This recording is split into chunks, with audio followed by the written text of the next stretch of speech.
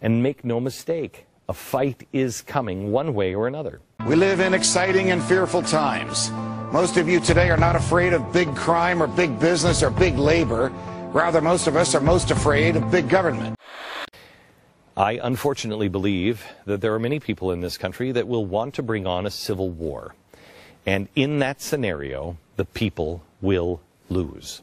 All right, folks, there is a lot going on right now. Decisions being made that are unprecedented and will have an overreaching impact on what it means to live in the United States of America. Who could want a government that punishes people for speech, that lets its own agents write their own search warrants, that fights wars just to keep the military-industrial complex busy?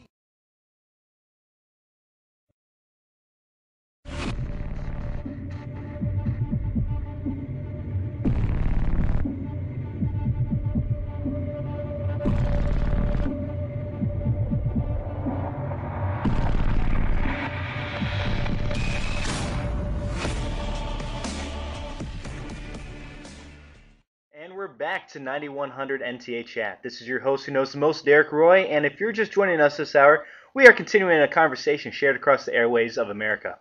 Yes, thousands of listeners out there claim that 2013 is a year that will bring America back to the turmoil that almost split a nation, the 1860s. And thank you to those who paid attention in American history class in high school. I'm talking about the Civil War.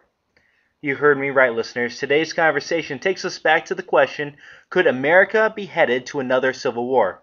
How, you ask? Well, to help understand this alarming new question, we have on the line today an expert in claims and assertions. English teacher, Miss Amber Adams. Hello? Hi, can you hear me? Sorry, just nervous. Long-time listener. First-time expert? Yeah, thank you for taking time out of your day to chat with us about this concern our listeners are having. And actually, I'd like to start there. Could you help me understand this? Why are so many concerned about America headed to the Civil War? Personally, I feel like our race relations are improving every decade. Actually, Mr. Roy, that is a common misperception.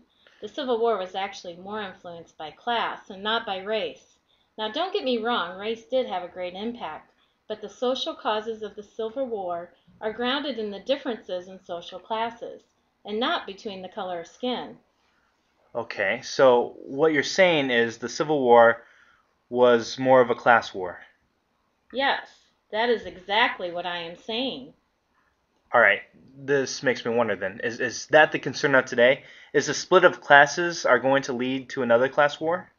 Whenever you hear others cry out about the return of a civil war, yes, they are usually basing that off of the fear of class separation and conflict.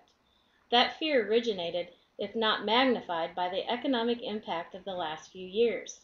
Many claim that the Occupy movement and the pushback from Wall Street is feeding a fire for class warfare.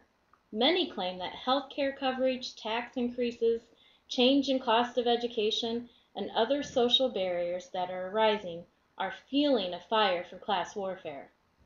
So does this mean that is leading to a civil war, though? To answer that question, the only true way to answer that question is to know and understand the Civil War. You would have to research the Civil War and compare to today and discuss with those experts in the world to see if America is headed down the same path. Are we as divided as we were in the 1850s? Well, you need to know and understand the 1850s. So you would recommend to know better steps for our future is to research the past. Actually look at the Civil War and compare and contrast that to today. Yes, I challenge all of your listeners to learn your history now before you repeat it in the future. Okay. Well, thank you again for that call, Amber, and I appreciate your insight, and I do hope that our listeners take your challenge to heart.